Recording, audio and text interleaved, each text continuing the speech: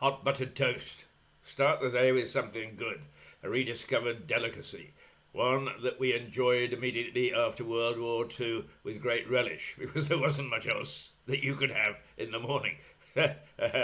So, rediscover it, because you need something good to get cracking these days, as there isn't much else that's good around. Where are we? Where are we in the world? What is happening, not only in Ukraine, but across the entire world, east, west, up, down, north, south, communist, non-communist, dictatorships, democracies. It is all a mess, and nobody wants to admit it. And that's why we're in a mess right now. And partly that is true. I would like to, well, not would like to, I'm going to, is where were you when Vlad the Impaler was on the move? For those of you who don't know who Vlad the Impaler was, he was a Hungarian prince, Transylvanian in fact, who would put his enemies on a spike and turn them to face the encroaching hordes, so that they faced dead men on spikes to deter them from going much further in our army.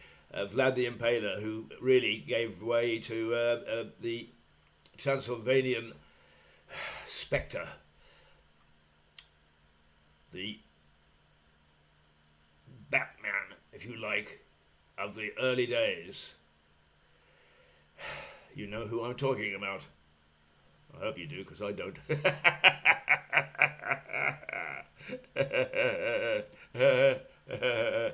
But he was the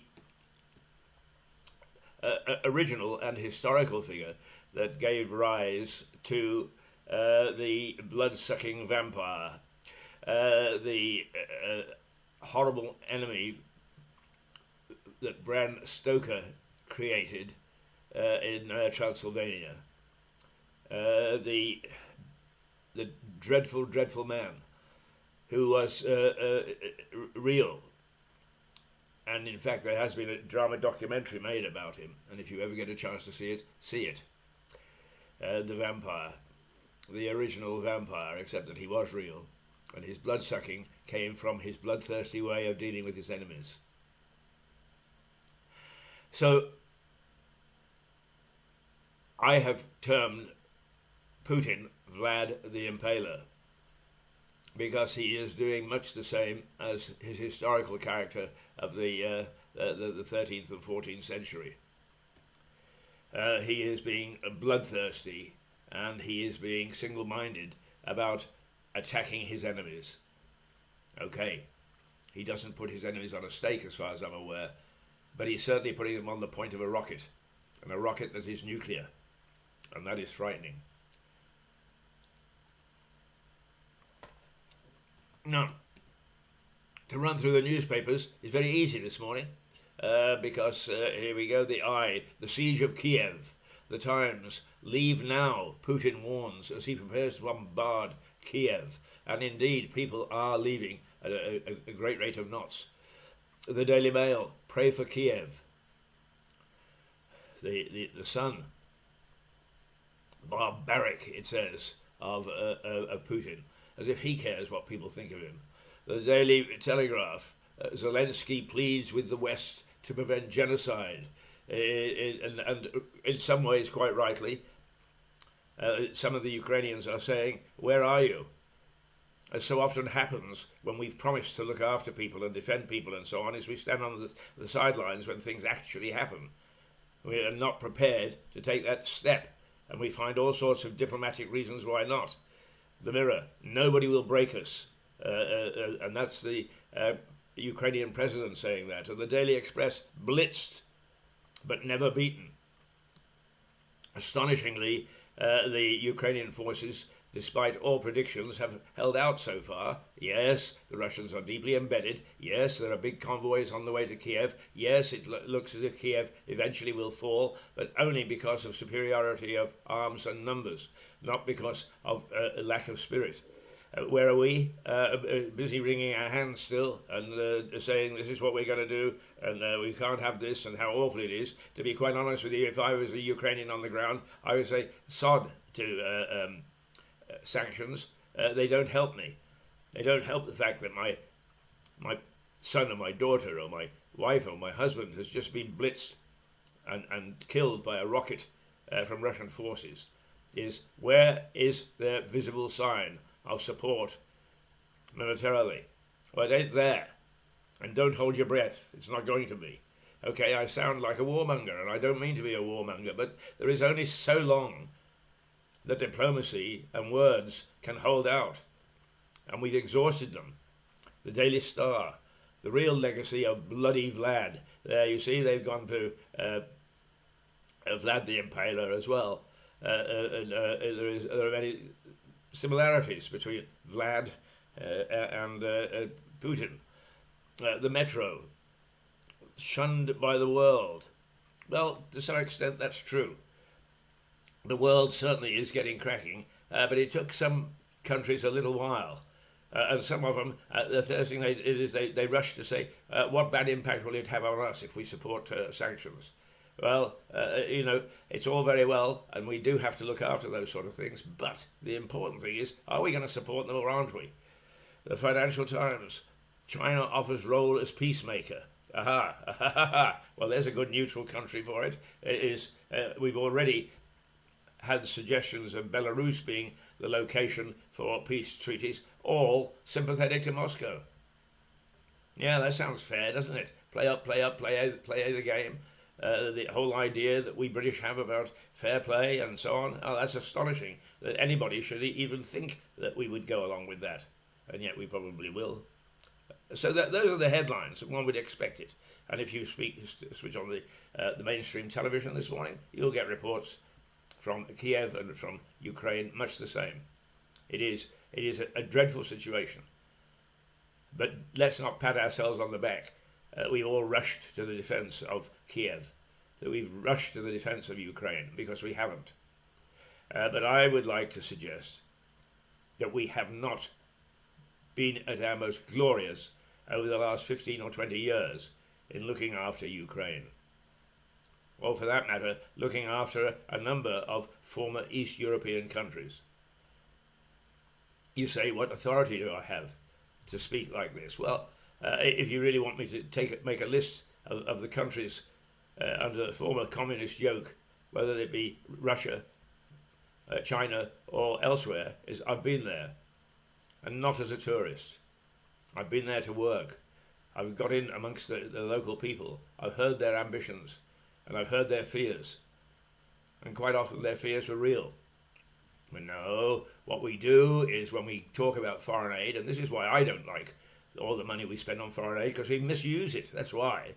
I'm not against the amount of money we pour into various countries. We misuse it. Why? Because it is allocated by people sitting in Westminster or sitting in Washington who haven't a clue about what's going on the ground. Not a clue. So what do? They find somebody that fits the description that they've got in their little book. And they send people out, and then they wonder why they don't get good intelligence. Doesn't make sense. Now, I'm terribly sorry, but I'm going to have a local go now, which I think encapsulates what goes on. First of all, let me just tell you that we can expect rain today. A gentle breeze, and the temperature might nudge up towards 12. But it is not, although that sounds warm and mild, it's mild, but it's not warm. And the gentle breeze is going to bring a little bit of cold. But right now I can look out in the window and I can see my famous trees which tell me what's happening. Very little movement at all. So no breeze right now. It's not actually raining, but it's going to. It's overcast skies. All in all, a pretty dour day. And yet, I also can see that some of the flora is coming out on the trees. Beautiful it looks too. Trees that all winter long have laid moribund, that have not had any sparkle, not had any flowers or leaves on them, are now beginning to sprout out with a joyous acceptance that spring is here. Well, I wish we could joyously accept that spring is here. And now let me turn to local stuff, because local stuff is national stuff. And that's what we always argue here. There are many, many outlets, very good outlets, in Lewis and District that will tell you if there is an accident on the A27. They'll tell you if somebody has lost a cat or has been lifted by the coppers for some nefarious deed. And they do a very good job, and there's no sense in us replicating it. What we try to do is to take key things and align them or associate them with what's going on in the rest of the world and show the viewers that we have, both here and abroad, and we have quite a long list of people abroad watching us, that there are things that are common to every community, large or small. We boast that we are the biggest little television station in the world, and we are. We're actually very tiny, but we punch well above our weight. And right now, I can guarantee there are people who will email me later or go on Facebook or one of the social media to make a comment about what I say this morning or what we're revealing is happening in the rest of the world. We are doing our job in that sense. Incidentally, those of you who are worried about it, it is 12 minutes past 8. Now, what's happening locally as far as the Ukrainian situation is concerned? Well, Lewis, like many other communities throughout the United Kingdom, has lent its vocal and moral and humanity support to Ukrainians. Mick Symes, for whom I have enormous amount of respect, has used his column, Lewis Present, to give us a taste of how local people are reacting. And reacting very positively they are. But he also allowed one of our local politicians, James McCleary, I think his name is, yes, and if I sound a bit dismissive of him by stuttering over his name, I'm not dismissive at all. He is the prospective candidate, Liberal candidate, locally. He's a member of Lewis District Council. I believe that he is a representative of New Haven, which needs good representation. He is a nice bloke. He's a pleasant chap. But what he's done is, and Mick has given over his column to James, and I'm quite happy that Mick has done that. It is good to know what our local politicians are thinking. But I have to take issue with James McCleary because he lays out an articulate case for how we should support the Ukrainian people. And his argument is almost without fault. But then he lets himself down because he suddenly becomes a politician rather than a humanitarian. And eventually, it's always the same with all politicians, not just him. It's all the bloody fault of the Conservatives. Well, I'm not saying that the Conservatives aren't culpable, but my view is a plague on all their houses. James talks about Kiev, how he went there as a student and as a tourist. I shudder in a country if anybody thinks that I'm a tourist. I am there to learn and to work and to live and to try and get a feel for what's going on in this world that I would like to say I'm a member of. Well, Kiev was great. Very civilized, very sophisticated, lovely restaurants. Wasn't there for very long, but I was for 3 months or more in Lugansk. Does that name ring a bell? It should, because it's where this invasion began, and it is on the eastern border of Ukraine with Moscow. Lugansk, the town, is about 12 miles from the border. And I spent 3 months there, getting to know Ukrainians, getting to know what was happening, and getting to know what probably was a sensible aid even way back. Did our politicians care about it? No. They were too busy worrying about ice cakes or those awful, awful people that are in power, no matter which political party. Well, a curse on all your houses because you get so wound up in politics that you forget what's happening in the world. And that is not politics. It is humanitarian. In the case of Ukrainians, we managed to disappoint them and upset them. How many years ago? Well, let's be generous and say 10 or 12. And who upset them? The sacred cow, the EU. The EU has been a disaster as far as overseas diplomacy is concerned, overseas development or overseas strategy. And so it was in Ukraine. This sacred cow of open market was implemented in that area without a thought to its consequence. We opened up a whole new world to the Ukrainians living in that area, where there were steel mills and coal mines and other large industrial units. And what did? We privatized them. So a coal mine that had been giving work, employment to 30,000 people suddenly only gave employment to 10,000 people. As modernization and the open marketization, if you like, was put in place, we didn't need all the workers. But what do we do as a safety net? Well, we did nothing. Basically, what we did is we went from one system to another. And in that particular area, in the Ukraine, there were lots of people who still insisted upon speaking Russian.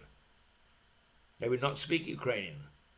Their sympathies were with Mother Russia. Having been part of the Soviet Union and known life not too bad, not great, but not too bad, and now life was awful. Awful. And to demonstrate the sort of awfulness that it was, is the market on a Saturday morning in Lugansk. The farmers would come in and bringing their newborn kittens to sell, because it was the only way that they could make any money. And what did the people representing the West do on the ground? Nothing. Didn't even buy a kitten. We went merrily on our way, experimenting with rapeseed. Wow. Replace steel mills, coal mines with a field of rapeseed. Not a bad idea, as long as it's supplementing something else to soften the blow of being thrown out of work and getting used to an open market society. Where were the politicians then? Being tourists in Kiev. So, James, your plea and the fact that, yes, you are supporting Lewis open up its doors, open up its hearts to the Ukrainians is fine. But once you start to be political, then I lose sympathy with you and everybody else around you who are so far into politics that you've lost sight of what works and what doesn't work and what you should be doing. I have no time for Lewis District Council. It does not understand that it's got homeless. It does not understand that it's got mentally ill. It does not understand that it should be providing all sorts of services. Oh, yeah, sure. You can go down there and well, you can't anymore. It's not there. It's gone. It's moved out of Lewis altogether. Lewis doesn't have any council representation unless you count the town council, which has limited authority and limited power. But you can see all sorts of statistics. And that's easy. Collect a few forms, right? Punch at the end of the day that you phoned so many people. That's not good enough. You've got to understand what the problem is before you set about looking for a solution. And you don't understand what it is. And you make no attempt to find out. And once again, what authority do I have to say that? Well, I was homeless last summer. It was an accident, but I was homeless. And I found out how we're treated. For 5 or 6 years, I looked after a lady who was mentally stressed, to put it mildly. What sort of help did I get? None. And what sort of barriers were put in the way to help her? None. And little Jobsworth went down and reduced the woman to tears, as if she wasn't in enough trouble already. And what did the local council do about it? Sweet bugger all, to be quite honest with you. They were too busy worrying about ice cakes. No, they weren't. Ice cakes weren't the issues then. But there was always some issue. There was always some ice cake. While Rome is burning, somebody is worrying about whether the leader had a slice of cake at Christmas when he shouldn't have. When are we going to wake up to the fact that our system is bust? And it's people like James McCleary who could actually change it. A nice man. He really cares. But the moment that he's a candidate, what does he do? It's all the fault of some other party. It's all somebody else's fault. Well, it's not, James, it's your fault. And it's the fault of your colleagues. Because what you do is you go to Kiev and you go as a tourist and you remember how nice it was. And it is a nice city. But did you ever bother to go out into the areas that are a problem? Lugansk, Donbass? And for that matter, did you ever dig into what was going on in Romania when you gaily accepted it into the European Union? No, you didn't. Shortly after, Romania, where I lived once again and I worked, was allowed into the membership into the European Union. I was given the task of chairing a meeting between our ambassador and 6 other Western ambassadors with a member of the trade minister of the Romanian government. And the message was this: if you give one more contract to a Romanian company without proper process, proper EU process of competition, then we will go to our governments and tell them to cut off the funding from EU. It was that brutal. At the same time, while I was there, and to some extent it still pervades today, they were throwing journalists into prison for still criticising the government. Nobody bothered about it. Instead, it was flag waving. Romania is now in the EU. Ha ha! Yeah. Well, the Romanian government, the corrupt Romanian government, was rubbing its hands with glee. Open up the coffers. Go on, give us the checks. Let's file them right now. Now, that's the sort of thing that goes on in the rest of the world. But would you think that anybody is aware? No, you wouldn't. And then when a government decides to cut overseas development spending, there's a big hoo-ha. You can't do that. Well, you should do it until, in fact, the system is right. Until you're sending sensible people who can take a look at what's happening on the ground and come back and give sensible reports, instead of somebody whose bum has been burning a seat in Westminster, or for that matter, burning a seat in Southover. We are going to have the sort of problems that we have in the world because they slowly but surely increase. And what happens when our leaders hear about these things is it's all the fault of some other political party. But as I say, a curse on all your houses. On all your houses. I stand feeling really guilty that I didn't actually kick up more of a fuss after coming back from Lugansk to say, you've got a trouble brewing here. Now, in fairness to the Ukrainians, in fairness to our own government, we did give some seed funding to young groups. And the younger Ukrainians are, the more likely they are to support being part of the West rather than part of Russia. But there are still a lot of people left whose sympathies are with the old Soviet Union, with the Russian Federation, and for that matter, with President Putin. But we turn a blind eye to that. But you know, if you're going to invade a country and you've got a lot of sympathy with the citizens of that country that you should invade, it makes life a hell of a lot easier when you do naughty things. So what have we done? We've made life very easy for Mr. Putin to invade. And it's only the spirit of the Ukrainian people, who have in their history had to put up with all sorts of privations. It's only their spirit that is keeping things the way they are now. Nothing to do with us. We've done sweet bugger all. And it's about time that we actually started to search into our souls and say, have we got the story right? Now, I'm perfectly happy for people to say, Keith, you've got it totally wrong. But those people who tell me that they've got it wrong, I want to know that they were in Northern Ireland during the Troubles, that they were in Lugansk when trouble was brewing. They were in Romania when corruption threatened the rest of the EU. That they were in Lithuania and Latvia and the South Caucasus, Armenia and Georgia and Azerbaijan, as we came out of an old Soviet era and handed it to politicians who didn't give a damn whether in fact it was the West or the East or whoever. As long as they were in control, they were happy. Well, I was there. I'm old enough just to have been there. I was there. I listened, I learned, I talked. I was with some colleagues and we thrashed things around to see how we felt. Was I a lone voice in the wilderness? And actually I wasn't, because a lot of journalists in those days looked at things dispassionately. Kosovo, which could go wrong yet.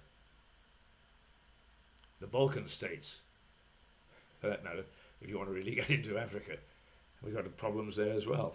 Why? Because it's all somebody else's fault, right? Oh, it's all going wrong. So blame the Conservatives, blame the Liberals, blame the Labour, blame whoever. So please, Mr. McCleary, stop the blame game. Get on with doing things. You're a nice man. You hit the nail on the head with your plea in Mick Symes' column this morning. You really did. And then you spoiled it all by deciding that it was somebody's fault because of political. No. Let us start to be individuals. Let us start to be a nation with a conscience. Let us start with being a town with a conscience. And that's the way we should go. Oh, yeah, I know. It'll be one of those days that if I dare to put my nose through the front door and go down into the precinct, it's funny now, because we are, Mirador Television is beginning to spread the word, and people are listening to us, how you can see the side glances, because they recognise the hat and the scarf. They don't recognise this ugly mug. That's what they do. They recognise it and they know, oh, that's the guy that was sounding off, or I heard that he was sounding off.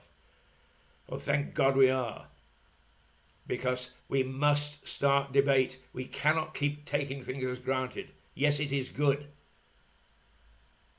Because it is the way that we think, and it's democratic, and, democracy is far from perfect. As Churchill said, it is far from perfect, but it's the best we've got. But we are rapidly turning it not to be the best. And there are people overseas who see that, and they don't know where to turn, because they want to come out from the yoke of dictatorial governance, but they don't know where they can turn to. And not enough people are talking about it. Yes, there are people far cleverer than me, probably far more experienced than me, but for some reason they get hooked on party politics. And if I had my way, I would take away party politics and try and find 650 good men and true to steer this country, who would then hire the thousands more needed to administer it. And I would do that with locally too. And if you want to stand for the local council, I would put in place some criteria to show that you understood what it was that you were doing. I've never seen anything so bloody silly and ludicrous in all my life as when I went to the last council meeting before the last election, when the Conservatives were in power. And a motion would be put, and the leader of the Conservatives would say, yay, and all the hands would go up like that, almost as if they'd been pulled by a string. No thinking, no, I'm a Conservative, my right or wrong. Well, James, that's the thinking that you've got to get rid of. And actually, with all due respect, when you were in opposition, you said you were going to get rid of it, and you haven't. So could we set some real action? Because what I'm suggesting to you is what we do on the ground, how we actually use our influence, how we embrace our conscience, how we change our way of life has an impact on the rest of the world.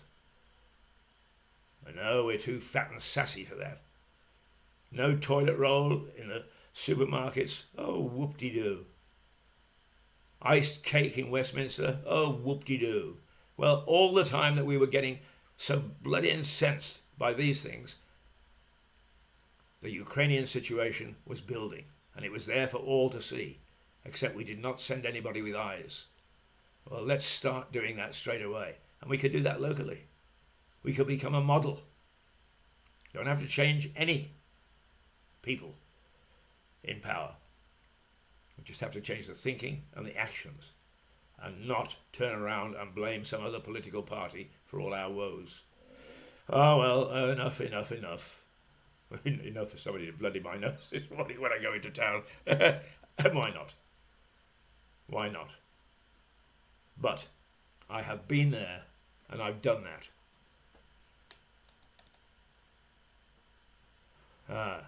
Well, now it is interesting, isn't it? Because the people that are tuning in and actually making comment, there are a number that do, but they're from overseas.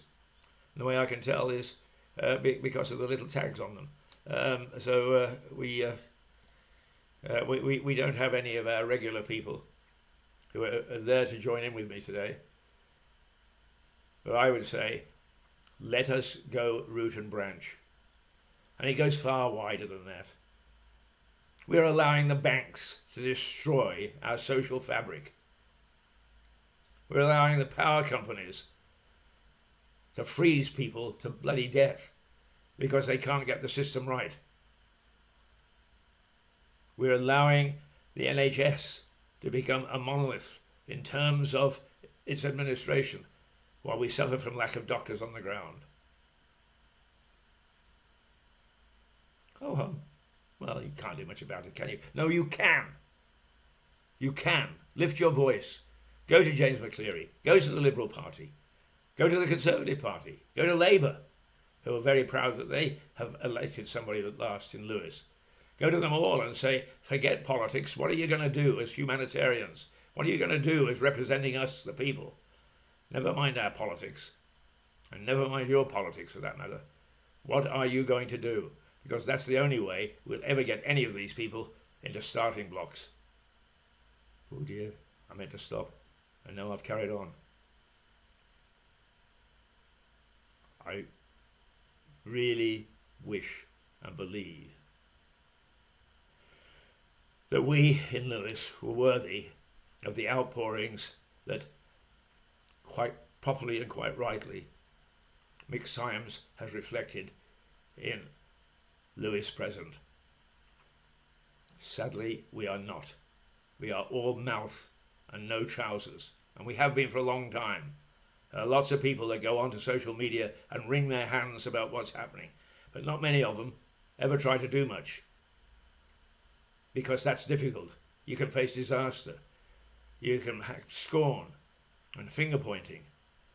But we need people tough enough to take that and to start to make sure that little Lewis, yes, little Lewis, finds its way to leadership in a very, very difficult world. A difficult world where leadership is lacking and where somehow political parties have taken over for the worse, and that every misdemeanor is the fault of somebody who doesn't belong to your political party. Well, as I say, a plague on all your houses. Having said that, well done, James McCleary, for at least outlining the fact that you've been to Ukraine, which many people haven't, and you've got a feel for what it was like. I've been to Lugansk and worked there, and I have a real feel of what it's like. And if I could, I would go back and buy a kitten so that I could put some food into the mouth of a farmer. Meow. Doodles. Doodles, doodles.